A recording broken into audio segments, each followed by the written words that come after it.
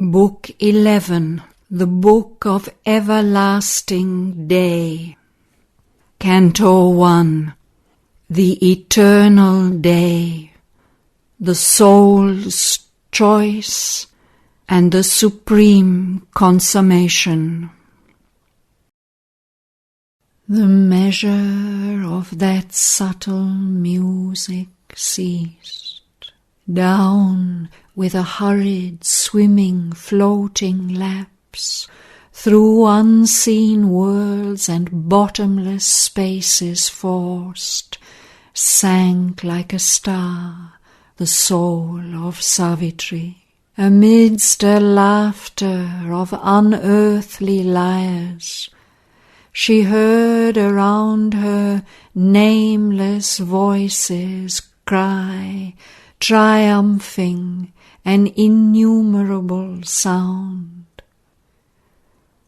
A choir of rushing winds to meet her came. She bore the burden of infinity and felt the stir of all ethereal space.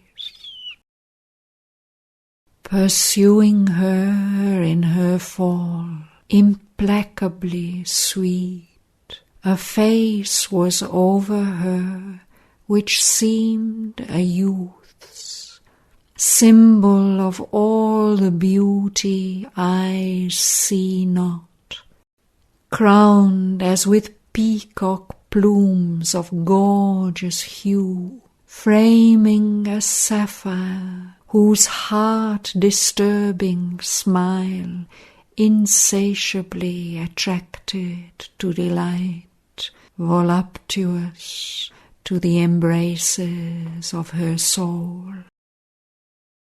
Changed in its shape, yet rapturously the same, it grew a woman's, dark and beautiful, like a mooned night with drifting star-gemmed clouds, a shadowy glory and a stormy depth, turbulent in will and terrible in love. Eyes in which nature's blind ecstatic life sprang from some spirit's passionate content, missioned her to the whirling dance of earth. Amidst the headlong rapture of her fall, held like a bird in a child's satisfied hands, in an enamoured grasp her spirit strove, admitting no release till time should end, and as the fruit of the mysterious joy, she kept within her strong embosoming soul, like a flower hidden in the heart of spring, the soul of Shraddhavan, drawn down by her inextricably in that mighty lapse. Invisible heavens in a thronging flight soared past her as she fell. Then all the blind and near attraction of the earth compelled fearful rapidities of downward bliss. Lost in the giddy proneness of that speed, world sinking, overcome, she disappeared like a leaf spinning from the tree of heaven, in broad unconsciousness, as in a pool. A hospitable softness drew her into a wonder of miraculous depths. Above her closed a darkness of great wings, and she was buried in a mother's breast. Then from a timeless plain that watches time, a spirit gazed out upon destiny.